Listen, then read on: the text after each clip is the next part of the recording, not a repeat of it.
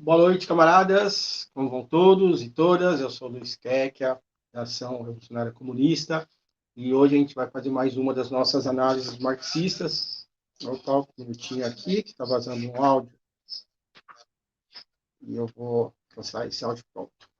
Ah, bem, e como a gente faz todo sábado à noite, a gente tem uma análise aí de um acontecimento, seja geopolítico, seja doméstico, né, interno no Brasil, lembrando sempre que existem correlações entre esses assuntos, né, nada é só geopolítico e nada é só doméstico, as determinações do capital, as determinações do imperialismo fazem com que todas as coisas se sobreponham, né, se toquem, né, participem uma das outras, e isso é o que a gente sempre tenta levantar. Lembrando também que essas análises elas não são uma aula, né, não são uma exposição teórica, mas elas são mesmo uma observação de fatos concretos, sempre à luz aí da teoria marxista, sempre à luz aí do materialismo histórico. Algo que pediram para a gente avisar aqui também que a RC vai fazer um sorteio, né, do livro Lênin e a Revolução de Outubro, Textos no Calor da Hora, que é um livro que foi publicado pela Expressão Popular. São textos aí que o Lênin escreveu entre 1917 e 1923. E a ideia é que, para você concorrer a esse sorteio, você se inscreva no nosso canal, né, do YouTube, aqui no YouTube, que é o famoso se inscreva e ative o sino, né, para você receber as notificações. E aí, tanto no Facebook ou no Instagram, tem lá uma postagem sobre o sorteio, você marcar ali algumas pessoas, 3 pessoas, é isso, né? Você marca ali 3 camaradas, 3 amigos ou amigas, e aí você já está concorrendo ao sorteio, tá bom?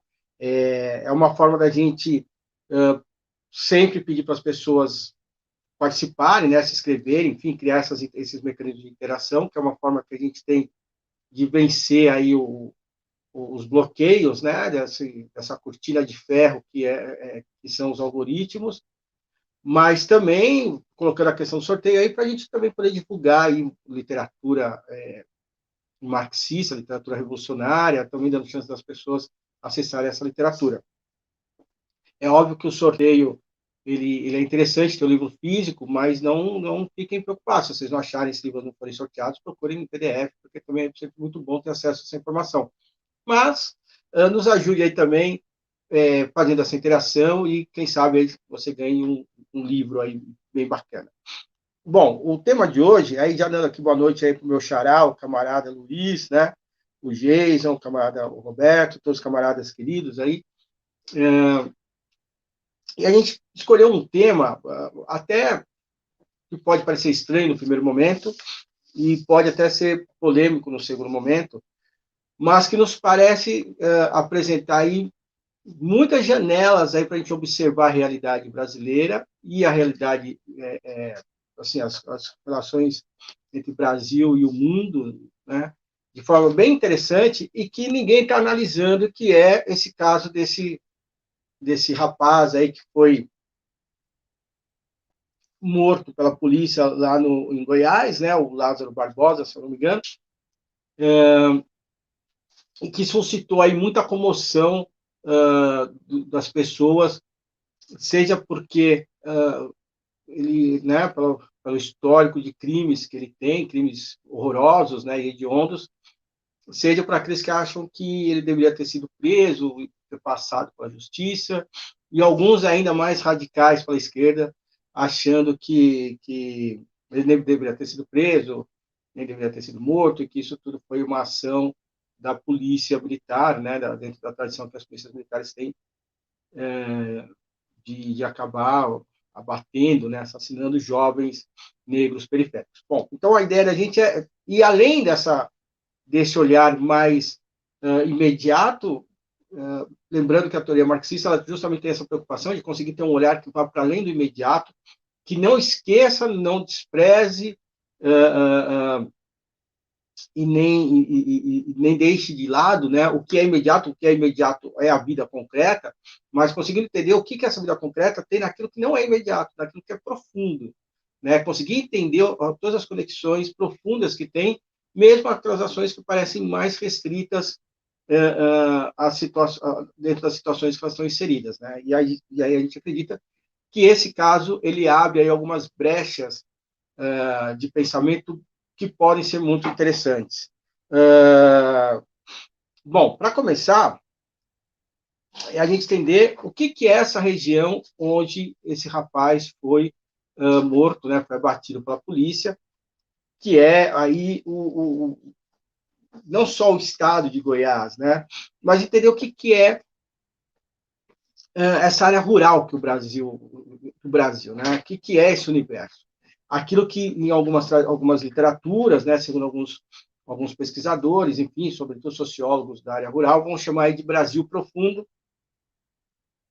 e que particularmente eu acho que é um termo bem interessante, né? Porque essa ideia de profundo, ela não quer dizer só aquilo que está distante, mas aquilo que está na profundidade mesmo, até onde a nossa vista alcança, né? Aquilo que existe para além da onde a nossa vista alcança, para além daquilo da onde o nosso conhecimento ou nossa compreensão alcança. E aí tem alguns dados que são interessantes, sobretudo para a gente que tem acesso à internet, que pode ver uma transmissão como essa que a gente está fazendo e que a gente está usando nesse momento um celular, com câmera, um outro celular que eu tenho aqui na minha mão para a gente poder ver os comentários. Às vezes a gente faz com uma câmera, que a gente está usando um computador para fazer a transmissão pelo YouTube, enfim, tem toda uma estrutura, e sobretudo um sinal de internet, né? Tem toda uma estrutura que a gente acha que é natural, que todo mundo tem. E, na verdade, quem está falando de uma estrutura que é das cidades, né? Da vida urbana. E não, até onde é possível chegar isso nas áreas rurais, e mesmo assim nas áreas rurais próximas às áreas urbanas. Mas que no Brasil profundo tem outras dinâmicas e outros significados, né? Que não é só o Brasil profundo, mas também é o Brasil silencioso. Mas, ao mesmo tempo que ele é profundo e silencioso, é o Brasil, é o maior Brasil. Então, eu tenho aqui alguns dados que eu acho que são bem interessantes para a gente começar a pensar isso, né? De que o que aconteceu com o Lázaro e o que ele estava envolvido e as outras pessoas no seu entorno estão envolvidas é muito mais amplo do que só um rapaz, alguns no começo, né, começaram a dizer que ele era um psicopata, alguma coisa assim, que vai muito além disso, né? E a gente não vai entrar em a gente não pretende entrar aqui sobre análise da psicologia do Lázaro, porque nós não somos nem psicólogos nem temos acesso, né, a nenhum laudo dele, não é isso, cara, mas é tentar discutir isso politicamente, né, e sociologicamente. Então, é interessante se olharmos hoje, né, os dados do IBGE apontam que a população brasileira hoje, em sua grande maioria, vive em centros urbanos, vive em cidades. Esse é um número que foi alcançado há poucos anos, foi só na virada do século, né, só depois dos anos 2000, em que o Brasil teve a maior parte da sua população vivendo na sua maioria, vivendo em áreas urbanas do que em áreas rurais, e isso não dá uma ideia errônea de imaginar que o Brasil é feito por grandes cidades, ou por cidades médias, né? Existe hoje um grande debate sobre a importância das cidades médias no país, e é um debate muito sério, muito importante sendo feito, mas nós imaginamos isso, né? Que o Brasil é feito de cidades médias. E aí eu não estou nem pensando em São Paulo ou das grandes capitais que São Paulo é uma megalópole, né? São Paulo não é uma referência de cidade brasileira. Como São Paulo são poucas cidades do mundo. Mas quando a gente pensa numa cidade menor que São Paulo, mas que é grande, né? Ou que vai ter esporte que a gente chama de médio para grande, a gente acha que o Brasil é feito isso. O interior é feito de cidades como Campinas, por exemplo, no estado de São Paulo. Não é bem isso, né? Então, ainda que a maioria da população brasileira viva hoje em cidades, é preciso a gente entender o que são essas cidades e, afinal de contas, quantas cidades estão espalhadas pelo país. Então, tem um dado aqui muito interessante, que é o seguinte: o Brasil hoje tem, segundo o IBGE, 5.570 municípios, né? Contando aí também o Distrito Federal, Brasília e o Distrito Estadual de Fernando de Noronha. Então, nós temos aí 5.570 municípios. No entanto,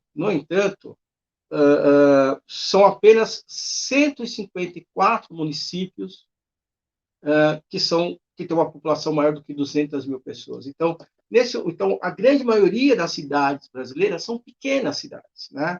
não são grandes municípios, não são grandes cidades, são cidades pequenas. Ou seja, sim, a maioria da população brasileira hoje vive em cidades, mas elas vivem em cidades pequenas. Vivem em cidades, muitas delas, que têm um aspecto rural, ou que estão muito perto da área rural. Mas tem um dado ainda mais interessante, que é o seguinte: esse dado é de uma pesquisa, é o resultado de uma pesquisa da Embrapa, de 2017, é uma pesquisa que levou 3 anos para ser realizada, então é uma pesquisa muito séria, muito bem feita, por uma empresa brasileira, né, por uma, que vai ser privatizada, já está no processo de privatização, mas que também é muito séria, que é a Embrapa. Segundo essa pesquisa, uh,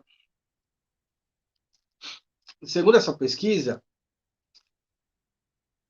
a gente pode dizer que apenas 0,63% das cidades brasileiras, né, ocupam o território nacional. Ou seja, a grande maioria do território nacional são não cidades. Né? As cidades, elas ocupam uma porcentagem muito pequena do território nacional. E a grande maioria das pessoas estão nessas cidades que ocupam um espaço muito pequeno. Portanto, o que a gente pode dizer é que o Brasil ainda é um amplo, um gigantesco território rural, habitado por poucas pessoas, e mesmo aquelas pessoas que não estão na área rural, estão em áreas urbanas, mesmo essas cidades, mesmo essas áreas urbanas, são muito pequenas e estão aí sempre muito próximas, boa parte delas estão muito próximas dessas áreas urbanas. Bom, então a gente já tem um desenho muito superficial aqui, né, do que é o Brasil, né? Então o Brasil não é feito de cidades, o Brasil não é feito de áreas urbanas, ainda que boa parte da população esteja nelas, mas boa parte do Brasil ainda é o Brasil profundo. Agora, o Brasil profundo, ele não é um Brasil desconectado do capitalismo. Né? A gente não pode imaginar, como muitos marxistas simplistas acabam fazendo, né? Nós somos camaradas nossos, mas acabam fazendo que o Brasil ainda vive na Idade Média, ou que há áreas do Brasil que ainda vive na Idade Média. O que a gente pode dizer é que o capitalismo ele faz parte das dinâmicas do capitalismo a manutenção de relações pré-capitalistas. Agora, a manutenção de relações pré-capitalistas não significa que não exista o capitalismo ali. Sim, existe o capitalismo. Apenas o capitalismo se utiliza de relações não capitalistas para se desenvolver. Então, o capitalismo ele se utiliza de muitas práticas, muitas tradições, muitos expedientes que lhes são estranhos em essência, mas é da própria natureza do capitalismo a manutenção disso. A gente não pode esquecer que o capitalismo não é a relação entre trabalhador e patrão mediada por direitos, por exemplo. A gente sempre acredita que, olha, o capitalismo trouxe direitos. Não, na verdade, os direitos foram arrancados dos patrões a partir da mobilização dos trabalhadores e das trabalhadoras. Né? É a mobilização dos trabalhadores e trabalhadoras ao longo dos últimos séculos que fez com que direitos fossem adquiridos, fossem construídos. Então, nenhum direito é presente do patrão, muito menos do Estado, mas ele é a força da pressão da classe trabalhadora em busca aí do mínimo de dignidade, mínimo de humanidade para a sua existência. Pois bem, qual que é a natureza do capitalismo? É a exploração. Né? A natureza do capitalismo é a exploração. O capitalismo, a sua natureza é trabalhador não formalizado, é trabalhador não registrado, é não pagamento de direitos, como 13º, férias e assim por diante. Agora, o que a gente pode colocar como pré-capitalismo são relações ainda mais duras e mais cruéis do que essa. Né? Sem o pagamento em dinheiro, mas aí um trabalho escravo, semi-escravo, se é que a gente pode falar em semi-escravidão, né? A escravidão é escravidão, mas apenas a título de mensurar aí o grau de opressão, a gente pode falar em escravidão e semi-escravidão, e isso ainda vigora em boa parte do país. Outro ponto que faz parte desse limbo, né? Desse campo que parece indeterminado aí, de capitalismo e não capitalismo, que no fundo que são dinâmicas para a produção do capital, é a propriedade da terra. O Brasil é um país cujo documento que fala sobre a regulação das terras ele é muito, muito recente, é do século, meados do século XIX, quando começam a surgir as leis de terra, que surgem no país em função da diminuição aí da propriedade por parte da coroa, né? Quando nós ainda havia rei no Brasil, ainda havia o imperador, e as terras começam a ter aí uma dinâmica de venda, né? De propriedade, enfim. Mesmo assim, a ideia da propriedade da terra no Brasil, ela é extremamente injusta, porque ela favorece demais os proprietários, né, os proprietários de terra que já são de gerações e gerações de séculos, né, continuam sendo ainda as mesmas dinâmicas e boa parte de mesmas famílias, mesmas dinastias de proprietários de terra, mas ainda há, né, por isso mesmo, ainda há muita disputa por terras no Brasil profundo. Então, a questão da especulação imobiliária, das pressões que se formam para se conseguir comprar terras com preço barato, para se expropriar terras, para se tirar terras, para expulsar pequenos sitiantes, expulsar pequenos proprietários, criar situações de desconforto entre esses pequenos, essas pessoas que detêm pequenas propriedades, ainda é muito grande no Brasil profundo. E aí a gente chega nesse rapaz aí que foi morto, né? O Lázaro Barbosa, né? Lázaro, e que no começo era apontado apenas como um psicopata que saiu por aí fazendo ataque contra os fazendeiros, contra os proprietários de terra, né? Ataques sexuais, ataques, assassinatos, enfim. E na medida que as investigações foram sendo realizadas, se descobriu primeiro que ele tinha uma rede de apoio, né? Pessoas que apoiavam, inclusive seus próprios parentes, o que é completamente compreensível, né? É muito comum que as famílias tenham uma relação aí, tenham parentes aí, familiares que sejam envolvidos com crime, que elas tentem dar algum apoio, assim, isso não é incomum, isso é muito compreensível, né? Só que depois se viu que essa rede é maior, né? Até se chegar a um fazendeiro que está sendo investigado, e por conta disso a gente prefere não falar o nome dele, né? Ele ainda está em investigação, a gente não quer criar aí uma ideia de que ele já seja culpado, mas as últimas informações é que a polícia já está bem convencida da participação desse fazendeiro, que inclusive abrigou o Lázaro por 5 dias, oferecendo alimentação, esconderijo, e, sobretudo, passando pistas falsas para a polícia, fazendo com que a polícia vá fosse procurá-lo em outra propriedade, quando ele estava ali escondido. E mais para frente se descobriu que havia uma relação do Lázaro com outros fazendeiros, ou com uma rede de fazendeiros, né? E aí a polícia hoje trabalha com 3 linhas de investigação, que são muito interessantes, que começam a criar um elo entre esses fazendeiros e um elo com esse rapaz, né? Uma das grandes questões aí, né, ou melhor, alguma das grandes questões que se colocam aí do porquê desse envolvimento, dizem respeito. Existem essas linhas, essas 3 linhas de investigação, mas no fundo essas 3 linhas de investigação têm a ver com uma questão apenas, que é a propriedade da terra, ou melhor ainda, de maneira mais completa, a disputa por propriedade de terra. Então, existe a possibilidade dele ser uma espécie de um jagunço aí, ou que ele fosse um jagunço que fazia segurança de alguma forma, né? Uma segurança privada de alguma dessas fazendas. Existe também a possibilidade dele ter um papel também de jagunço, de atacar as famílias, né? Criando uma situação aí em que as pessoas acabassem desistindo das suas propriedades, ou vender suas propriedades, ou mesmo simplesmente expulsar essas pessoas, né?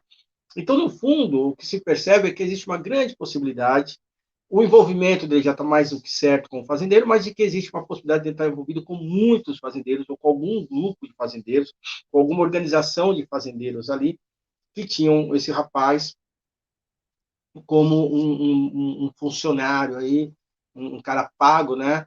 Um jagunço pago, cuja função era expulsar de alguma forma, criar desconforto de alguma forma, em moradores de pequenas propriedades, né, pequenos proprietários de terra ali, para que essas pessoas pudessem, então, adquirir essas terras a preços muito baixos, e pudesse, a partir daí, ampliar as suas propriedades. A grande questão, né, que se coloca é que esse rapaz foi pego, esse rapaz foi descoberto, esse rapaz acabou sendo morto pela polícia, mas o que se sabe é que ele não é um único.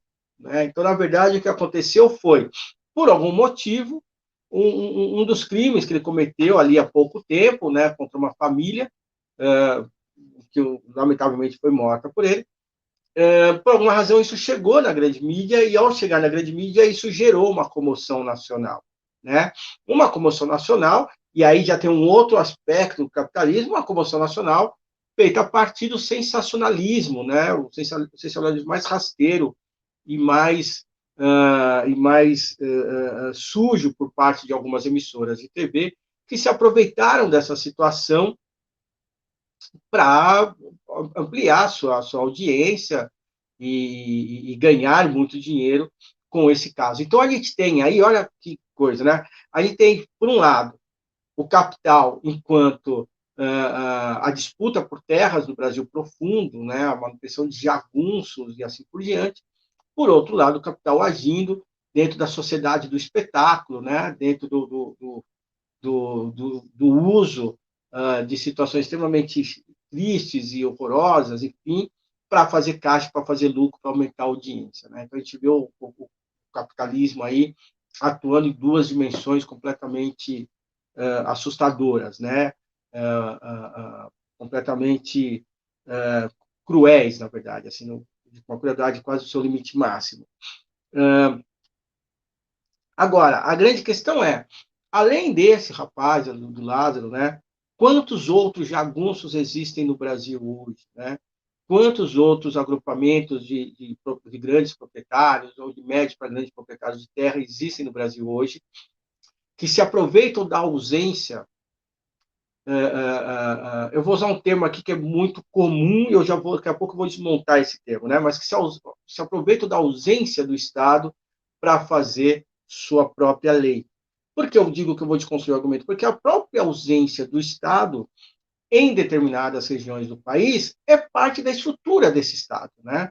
Se a gente pensar no Estado no seu sentido mais amplo, entendendo o Estado não apenas onde o Estado está colocado, mas onde existe a ausência do Estado como um projeto político mesmo, né? Quer dizer, o Estado brasileiro não é só feito, o projeto de Estado brasileiro hoje não é só um projeto que prevê a presença do Estado, mas é um projeto que também prevê a ausência do Estado, porque aquela ausência garante os interesses de parte das elites que se beneficiam com esse Estado. Né? Então, a gente vê isso nas favelas do Brasil, a gente vê isso também no Brasil profundo. Né? Então, a ausência desse Estado, que em si é um projeto de Estado, estou deixando isso bem claro, onde as pessoas criam suas próprias dinâmicas de opressão e de exploração. Então, não é só a polícia que faz o serviço dessas elites, mas é justamente essa guarda privada, né?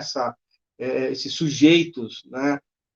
Que fazem o serviço dessas pessoas. São mercenários que aqui no Brasil, né, ganham na área rural esse nome de jagunço, né? Um nome tradicional que, inclusive, figura em boa parte da nossa literatura.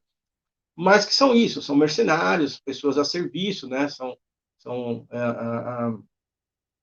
são criminosos a serviço do interesse de fazendeiros, enfim, né? Do interesse do latifúndio. Acho que isso é o primeiro ponto. Isso também leva a uma outra discussão da esquerda, que é muito interessante, né? Que foi a dificuldade que boa parte da esquerda tem em conseguir entender essa complexidade que é o Brasil, né? Que não é só um Brasil urbano, mas é um Brasil rural. E dentro do Brasil rural, um Brasil profundo. E torno a dizer, né, como eu falei no começo, um Brasil cujas dinâmicas o nosso olhar daqui da cidade não alcança. A nossa compreensão daqui da cidade não alcança. É necessário um grande exercício, e aí a teoria se torna cada vez mais necessária para que a gente consiga fazer esse exercício, esse olhar mais profundo, né? Conseguindo um grau de abstração para conseguir olhar essas determinações, olhar essas relações. A esquerda, ao não conseguir fazer isso, acaba, muitas vezes, ficando num discurso muito simplista. E aí, esse discurso muito simplista que a gente conseguiu ver aí nas redes sociais, né, sobretudo no Facebook, no Twitter, enfim, do tipo, olha, deveríamos estar protegendo o Lázaro, porque, afinal de contas, ele é um rapaz negro, periférico, e a polícia adora só matar negros periféricos, quase como se ele fosse um rapaz inocente, né? Ou como a direita adora brincar com a esquerda, né? A gente achando que ele é só mais uma vítima do sistema. Na verdade, isso significa que a gente tem que ter um olhar mais profundo para os próprios processos de cooptação que o latifúndio e capitalistas conseguem realizar junto à classe trabalhadora. Quer dizer, conseguem angariar da classe trabalhadora aquelas pessoas que vão trabalhar o interesse das elites, óbvio, elas vão porque elas querem esse dinheiro, né? Elas querem, inclusive as representações simbólicas que está perto da elite oferece, né? Então, uma ideia de status, uma ideia aí de poder, uma ideia aí de distinção, mas que, ao fim e ao cabo, se trata de uma cooptação, né? Então, sim, há gente da classe trabalhadora, né, que são cooptadas, né, que são cooptadas pelas elites, da mesma forma como há figuras das elites que dedicam sua vida à causa revolucionária, né? Então, a gente tem muitos casos de burgueses, enfim, né, que se tornaram revolucionários, né? E talvez o caso mais emblemático, sempre é muito lembrado, do próprio Engels. Mas aqui no Brasil a gente tem um nome que se destaca muito, que é o do Caio Prado Júnior. Então, quando a gente começa a analisar esse processo da cooptação, a gente consegue entender que as coisas são muito mais complexas e densas do que parece, e que a luta de classe não é uma luta do lado do bem contra o lado do mal, e que quem está de um lado é sempre desse lado, e quem está do outro lado é sempre do outro lado. Coisa que a gente tem visto muito ainda. A luta de classes ela é muito complexa. Inclusive porque classe, né, ela é um termo, ela é uma categoria de análise, mas ela não dá conta de explicar as pessoas, né? O Marx deixava isso muito claro, né? A vida é concreta, né? Então, o fato de uma pessoa ser da classe trabalhadora não quer dizer que ela vai sempre se identificar como classe trabalhadora ou que ela não vai querer nunca deixar a classe trabalhadora. Isso torna, então, o nosso processo evolucionário de convencimento, né, de também o nosso lado de fazer cooptação das pessoas muito mais complexo e muito mais necessário. E muito mais necessário que a gente consiga fazê-lo com um grau de entendimento dessa realidade muito mais profunda. Então, acaba sendo chamado, eu acredito que esse caso todo, né, de conseguir entender esse jagunço, se isso se comprovar, né, o Lázaro, que sim, era um assassino, são muitos casos já investigados, já comprovado o envolvimento dele, e, segundo a polícia, ainda alguns outros casos abertos, que vão continuar abertos, apesar da sua morte, porque ela conta com o envolvimento de outras pessoas, né, como autores. É um caso flagrante aí, então, de uma cooptação num grau muito violento, que, lamentavelmente, é muito comum ainda no Brasil Profundo, né? O Brasil Profundo ainda é uma porção do Brasil onde o crime, né, onde a violência perpetrada aí por esses sujeitos, né, no interesse das elites locais, é muito grande ainda, né, e carece muito de análise. Por isso que esse caso ele é muito interessante por essas janelas de observação que esse caso nos abre a partir dele, mas também é muito interessante quando a gente começa a se perguntar por que só esse chegou, né? Por que a gente sabe desse e não sabe dos demais casos? Então, tanto aquilo que o caso nos traz de informação, como aquilo que ele traz de silêncio de informação, são, no fundo, muito eloquentes, né? Gritam alto, nos exigem uma atenção maior. Aos marxistas, então, a RC diz que esse caso não tem que ser visto apenas como o caso do Lázaro morto pela polícia, mas o caso do Lázaro no contexto do Brasil Profundo, no contexto das disputas por terra, no contexto da cooptação de pessoas da classe trabalhadora rural, no interesse, né, que acaba atuando no interesse das elites. Então, ele é muito mais amplo, ele exige muito mais dos marxistas do que apenas a análise do fenômeno, do ocorrido, né, dessa situação. Sim, torna a dizer, É importante discutir também o caso em si, mas é fundamental discutir o caso para além dele, no campo das determinações em que eles estão envolvidos, né? Eu acho que é isso que a gente da IC queria abordar hoje. Eu vou dar uma olhada aqui nos comentários, né? Vou pegar aqui o celular para a gente poder ver o que estão falando. Saudações de boa noite dos camaradas. O Roberto coloca que o nosso país é tudo resolvido via ações de jagunço. E aí, jagunço, Roberto? Eu acho que são os dois, cara. Eu acho que tem os jagunços que são recrutados, né? Que são essas pessoas que acabam, que no passado, né, na época colonial, era chamado de capitães do mato, eram os capitães do mato, né? Mas são esses jagunços, e a própria PM também não deixa de ser, né? Acho que talvez alguns seja o que não falta, né? Anabélica, se não me engano, está escrito aqui. Anabel, Andrés, boa noite, camarada. Roberto coloca, o modo de produção capitalista foi benéfico para a humanidade, o problema está no fato de que visa apenas o lucro para enriquecer uma minoria. Exatamente, né? A gente lembra isso que o Marx deixava isso claro, né? Que o capitalismo ele é um processo, ele é um avanço em relação aos modos de produção anteriores, e o capitalismo nos traz, né? A técnica, a ciência, a filosofia, né? Um novo estágio da filosofia, e tudo isso é muito bacana. Qual que é o grande problema? Qual que é a grande contradição do capitalismo, né? Para o Marx, para o Engels, enfim, para os primeiros, né? Para aqueles que desenvolveram a teoria do materialismo histórico, é que, apesar dos grandes avanços do capitalismo, as suas contradições internas, né? O fato dele ser um modo de produção baseado na propriedade privada dos meios de produção, faz com que todo esse grande número de benefícios que ele traz sejam sempre para poucos. Então, a luta pelo socialismo, a luta pelo comunismo, não é uma luta que atravessa, né? Não é uma luta que acontece do lado do capitalismo, mas é uma luta que atravessa o capitalismo, fazendo com que o seu benefício, os seus benefícios, as suas criações sejam para todos, né? E não só para alguns. Né? Hoje a gente vê muito da esquerda um discurso quase pré-capitalista, né? Muita gente querendo ter de volta uma vida pré-capitalista, a gente até brinca. Alguns querem até voltar a voltarem ao neolítico, embora o neolítico tenha sido um ponto, no neolítico tenha ocorrido uma revolução que mudou a espécie humana até hoje, não nos parece um lugar mais adequado. O que nós queremos é o socialismo, né? O Roberto me lembra que esse modo de operação dos jagunços, também conhecido como pistoleiros, não se dá apenas no campo, e algumas vezes são crimes políticos. Muitas vezes são crime político, né? Muitas vezes são crime político. Veja os casos de Dorothy Stang, o Teori Zavascki, até mesmo a Marielle Franco, da Mariela Franco, né?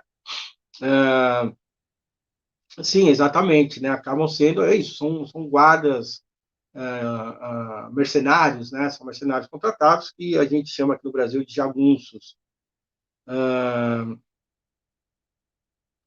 Lembrando que mora a manutenção das elites. É muito interessante, né? Quando fala assim que essa questão das elites, porque embora a polícia seja, né? A polícia tenha aí uma espécie a polícia ela tem aí no fundo a polícia guarda a propriedade privada, né? O respeito à propriedade privada. A polícia minimamente ela tem algum grau de controle do Estado, né? Então a gente sabe que quando policiais querem cometer crimes ou a trabalhar assim, eles vão fazer isso, né? E a gente também não entra numa ideia de dizer que todo policial é criminoso. Tem policiais que acreditam realmente na instituição, né? E a grande questão do capitalismo é essa, né? As pessoas, a grande maioria das pessoas acreditam nas instituições do capital. Mas ainda assim eles não podem tudo. E aí entra o papel dos jagunços, dos criminosos contratados, dos pistoleiros, enfim.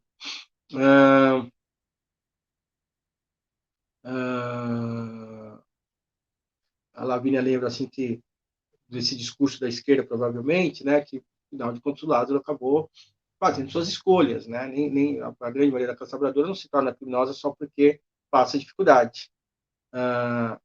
Roberto lembra que provavelmente ele foi morto porque ele também podia comprometer muitos fazendeiros, com certeza, né? Ah, deixa eu ver o que mais. Lavínia coloca, não que seja o defender os cangaceiros, de maneira alguma, né? E ela lembra, né, que a ideia dos cangaceiros estavam sempre muito... É muito interessante, ela Lavínia colocar a questão do cangaço, né? Porque no Brasil, sobretudo os seres urbanos, existe um certo romantismo em torno da figura dos cangaceiros, né? E se esquece, por exemplo, que muitos nobres importantes do cangaço estavam ao serviço de fazendeiros, né? Eles cumpriam essa tarefa. Então, é algo muito antigo. E ela lembra que eles também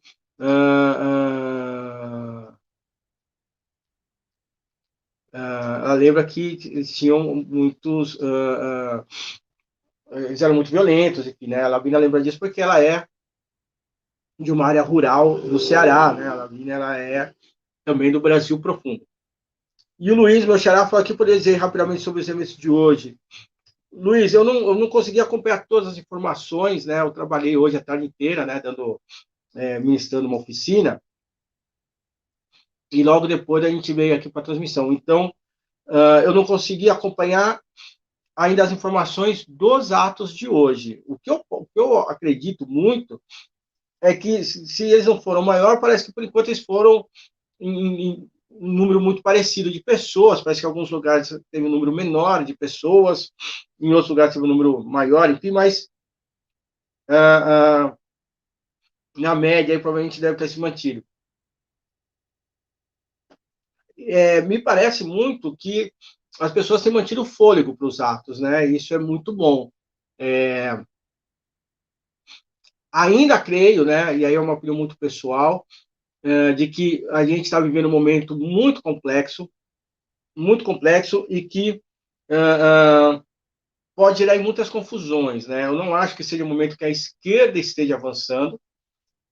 A pauta, a pauta, a pauta do impeachment do Bolsonaro hoje ela é tocada principalmente pela direita, né? Então é uma disputa entre direita e extrema direita, né? Entre a direita fascista. É óbvio que o interesse da queda do Bolsonaro também é um interesse que também está no campo do interesse da esquerda. E aí a gente acaba compartilhando nesse momento, nessa conjuntura, os mesmos interesses com a direita. Mas, no frigir dos ovos, a queda do Bolsonaro, politicamente, institucionalmente falando, né, falando em termos de política institucional, ela vai favorecer a direita. Ao que parece, o maior interesse da queda do Bolsonaro agora está, sobretudo, com a direita, né? Me parece que é o Partido dos Trabalhadores, que seria, do campo da esquerda institucional, aquele que tem maior possibilidade aí de ser eleito por enquanto, né? É mais interessante sangrar o Bolsonaro até as eleições do que a queda dele agora. A direita sabe que a única forma que ela tem de ganhar as próximas eleições, uma disputa aí, uma eventual disputa com o Partido dos Trabalhadores, seja a construção de uma direita desde já, né? De uma direita que possa desde já mostrar serviço. E essa construção viria numa queda do Bolsonaro. Algo que está sendo pouco discutido no Brasil hoje é o papel do Mourão, né? As pessoas, uma ou outra lembra do Mourão, mas a gente precisa lembrar o Mourão. No Brasil, impeachment só acontece a partir do grau de envolvimento, ou pelo menos do grau de ausência do vice, né? Os vices são muito importantes nesse processo, né? E aí a gente precisa entender melhor o Mourão. O Mourão, ele é um liberal, ele é um sujeito aí que os liberais têm uma ponta aí, têm um interesse nele. Existe o exército por trás de tudo isso, né? As forças armadas, sobretudo o exército, mas sabe que o exército tem seus agrupamentos internos, né? O exército tem suas disputas políticas também. É entender como é que esse grupo político, atrelado ao Mourão, qual a força que ele tem nesse momento, e qual o interesse dele nesse processo todo. Outro ponto, né, esse já é mais visível, que é muito destacado, é entender o próprio Congresso, né? O impeachment só vai acontecer se for no interesse do Congresso. Ao que parece, nesse momento, o Congresso ainda não tem, a maioria do Congresso ainda não tem um porquê aprovar ou tocar um processo de derrubada do Bolsonaro. É óbvio que, como se tem falado ultimamente, o Congresso não se compra, o Congresso se aluga. Nesse momento, o Bolsonaro parece ser o principal locador do Congresso, né? Vai depender muito do que aqueles que visarem a derrubada do Bolsonaro possam oferecer a esse Congresso, né? Que jogada pode ser maior do que o que está posto hoje. Algo que passa por aí é a CPI, mas me parece que a CPI hoje ela só cria factoides, né? A CPI, quem acompanha a CPI, eu faço questão de acompanhar pelo menos a, a primeira fala, né, das pessoas que estão sendo ouvidas e as perguntas do relator. As outras você seleciona aí, muitas delas não dizem muito respeito, né, não são muito interessantes, mas me parece que as pessoas estão tentando fazer aí produção de informações, de manchetes, enfim, né, que é muito e tudo isso num grau muito baixo, né? O nosso Congresso, imaginar o Senado, que em tese deveria ser a casa dos mais velhos, dos mais preparados, dos mais experientes, é ridículo, assim, né? O Brasil hoje, o Brasil institucional é lamentável. Agora, os atos propriamente dito, eu acho que eles continuam firmes. Eu acho que isso é muito importante. Eu ainda acho, né? Aí é uma visão muito particular, não da RC, ele é arriscado, né? A gente está no meio de uma pandemia. Me parece que os atos continuam mantendo no Brasil um ímpeto crítico, mas que não consegue apresentar uma proposta, né? Isso é algo também que eu acho muito assustador. A gente ainda vive uma esquerda que não, a esquerda ainda tem uma agenda que é negativa. Ele não, fora Bolsonaro, fora Collor, fora Temer, né? Eu estou lembrando dessa tradição dos foras isso, fora aquilo, mas me parece que a esquerda ainda não conseguiu fechar uma agenda, né? A esquerda não tem o que apresentar para o Brasil. Quer dizer, tem, mas não conseguiu organizar ainda. E isso ainda me parece muito preocupante, porque no final das contas, o eleitor vai ser muito mobilizado para uma agenda política. É óbvio que o Partido dos Trabalhadores tem muitas possibilidades de eleição, né, o ano que vem, com a figura do Lula, né? O Partido dos Trabalhadores sem o Lula é uma coisa, com o Lula é outra. Então, sim, o partido pode ser eleito não a partir de uma agenda futura, mas com uma agenda do passado, do tipo, olha, veja o que a gente fez, vamos tentar fazer de novo, que eu também acho muito perigoso, né? Mas eu acho que os atos estão indo, assim, eu acho que abre alguns desafios. Por quanto tempo mais conseguiremos manter esses atos? Isso é muito importante, né? E, sobretudo, o que a gente sempre destaca na RC é o que estamos construindo, nós, da esquerda, entre um ato e outro, né? Entre um ato e outro, qual que é a capilarização junto à sociedade que a gente está construindo? Porque, no final das contas, para quem pensa na transformação do Brasil, aquilo que se constrói entre um ato e outro é mais importante do que os próprios atos, né? A capilarização da esquerda junto à classe trabalhadora é mais importante do que a mobilização que a gente consiga fazer nesses atos. Mas os atos continuam, isso é muito, muito importante, isso é muito bravo, né? É muito importante se perceber o que se constrói a partir daí. Né? Não sei se eu te respondi, meu xará, espero que sim.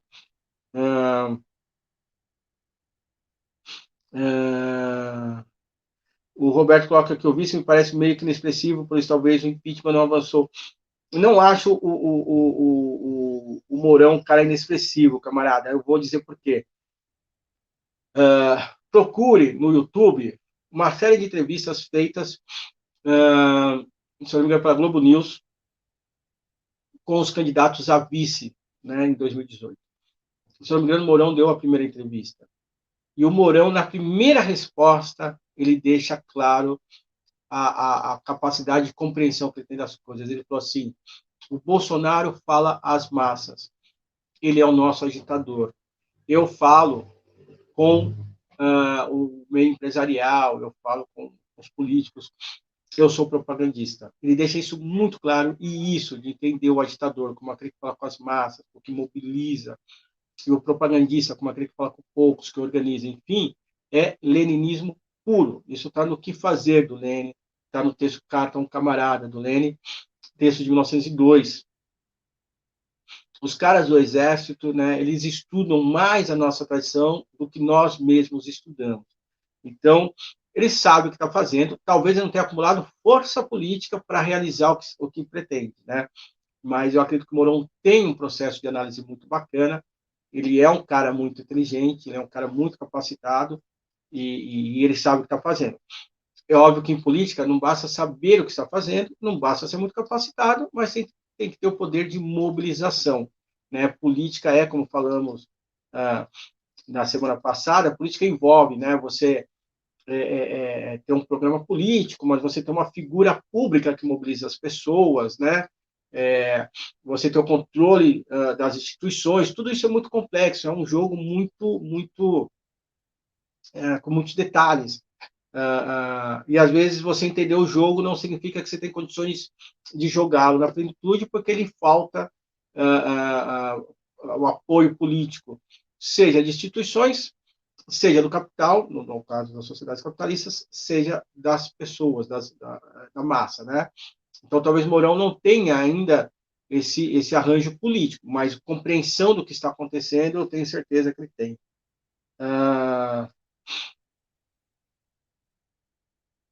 Ou como se coloca, né? Não consegue.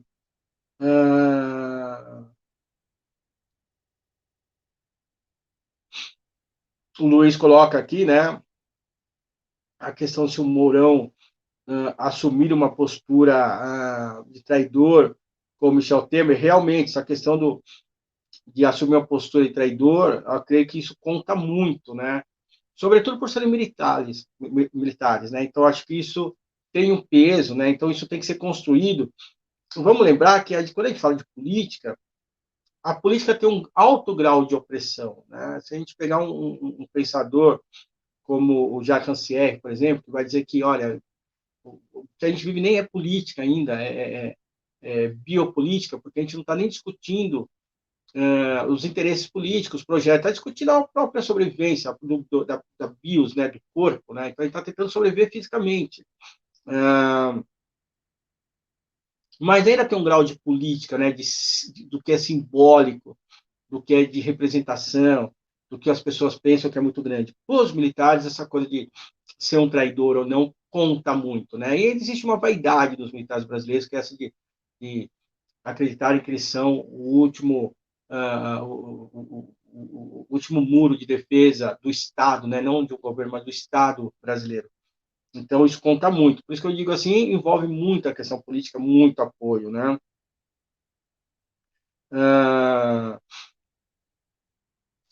Aqui Sam escreve que realmente esse lance da falta de proposta da esquerda é preocupante, muito preocupante mesmo. Ela é super acertada a sua fala.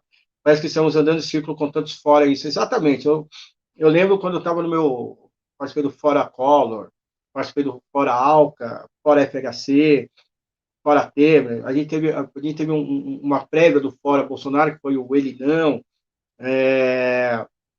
E ela coloca que o alívio não chega nunca, e como sempre, as soluções são partidárias e momentâneas. Exato, a gente precisa de um projeto. A esquerda brasileira precisa ter um projeto de país. A esquerda brasileira não tem um projeto de país, né? O PT não tem um projeto de país. O PT surfou nas ondas das commodities em alta, que foi de 2006 a 2014, se eu não me engano, né? O que ajudou muito a conter um pouco a crise de 2008, mas foi só isso, né? A Lavínia lembra que ele tem uma esquerda institucional que não pensa fora da caixinha, exatamente, né?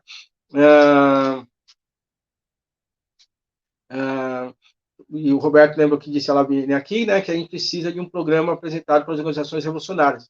Pois é, a gente precisa de organizações revolucionárias, como a gente também já comentou aqui, né? A gente não está dizendo que elas não existem. Elas existem, né? Você tem aí no Brasil 1.000 pessoas, 2.000 pessoas nesse partido ou naquele. mas ela precisa existir politicamente, ela precisa ter uma presença política junto à classe trabalhadora. A classe trabalhadora precisa lembrar assim, ó, ali estão os fascistas, mas ali estão os comunistas. Isso não existe hoje, né? E por que não existe? Nós, da EC, particularmente, acreditamos porque estamos mais preocupados com atos do que com aquilo que acontece entre os atos, né? Qual que é a presença que a esquerda tem hoje junto à classe trabalhadora? No Brasil Profundo, qual que é a presença, nossa presença no Brasil Profundo? Quando eu falo esquerda, eu estou falando, é uma autocrítica também, né? Qual que é a nossa presença no Brasil Profundo? Qual que é a nossa presença nas periferias? Qual que é a nossa presença no dia a dia das pessoas? Isso é muito importante. Não vamos esquecer que os integralistas, né, os fascistas brasileiros, que surgem nos anos 30 e são até hoje muito lembrados, hoje existem as organizações que reivindicam as suas tradições, né, são os fascistas de hoje, boa parte deles, os integralistas chegaram a ter centenas de postos de apoio social, distribuindo cesta básica, remédio, roupas, dando assistência mesmo às pessoas, né? Tinham escolas. O que a esquerda tem? A esquerda hoje, ela luta para o ensino público. A esquerda devia estar lutando para ter suas próprias as suas escolas, devia ter a escola do sindicato, a escola do partido. Olha, meu filho hoje foi para a aula. Onde que é a escola do seu filho? É no sindicato tal. Né? A esquerda virou uma esquerda institucional. A esquerda luta pelo que é público, entendendo que é público como aquilo que é do Estado. Ou seja, a esquerda esqueceu que o Estado é das elites. Né? O Estado é um instrumento das elites. É um instrumento complexo, contraditório, em que, a algum grau, a gente consegue intervir, né, com lutas pontuais, mas que, ao fim e ao cabo, é das elites, é da estrutura do capitalismo. Né? É, é, é, quando fazendeiros contratam jagunços, eles têm muito mais clareza que o Estado, que os interesses deles estão para além do próprio Estado, do que a gente da esquerda, que acha que nossos interesses se resolvem no próprio Estado. Nossos interesses não se resolvem no Estado, né? Nós devemos ter nossas próprias escolas, nossas próprias organizações culturais, nossos próprios clubes de esportes, enfim, né? A gente devia ter toda a nossa cadeia de sociabilidade, de luta política nossa, feita pelas nossas organizações, né? Nossas organizações hoje estão fracas, estão combalidas, os sindicatos esvaziados, os partidos tomados por direções extremamente oportunistas, preguiçosas, vendidas algumas, né? Interessadas em manutenção dos seus partidos para garantir a eleição dos seus deputados, vereadores, prefeitos, enfim, para garantir os recursos internos do partido. Partidos estão mais preocupados em ultrapassar a cláusula de barreira do que ultrapassar o capital, gera aí uma esquerda muito enfraquecida. Muitos militantes de esquerdas muito bons, mas organizações de esquerda muito enfraquecidas, né? Enfim. O Roberto fala que a linguagem da direita é muito mais agradável ao povo, infelizmente. A direita estuda, Roberto, e está junto com as pessoas. A gente não faz isso. Tem lá aquele, acho que é Gabriel Monteiro, se não me engano, que é um vereador do Rio de Janeiro, da extrema-direita, que é um jovem que é guarda militar. Ele faz aquilo que o povo quer, ele vai na escola quando o professor não dá aula e pergunta por que o professor não deu aula. Ele está ali, né? Está brigando. Eu lembro quando eu participei de um partido, que eu não vou dizer o nome, né, para não expor, mas um partido de esquerda e na época preparando a campanha de uma candidata a vereadora na cidade de São Paulo, a gente falou assim, a gente consegue levá-la em tais bairros. E a direção falou assim, não, mas para quê? A gente não está colocando ela na campanha para falar sobre buraco na rua, a gente quer que ela discuta o comunismo com as pessoas. Eu falei assim, cara, só vai discutir o comunismo se as pessoas, se ela conseguir tampar o buraco na rua da pessoa.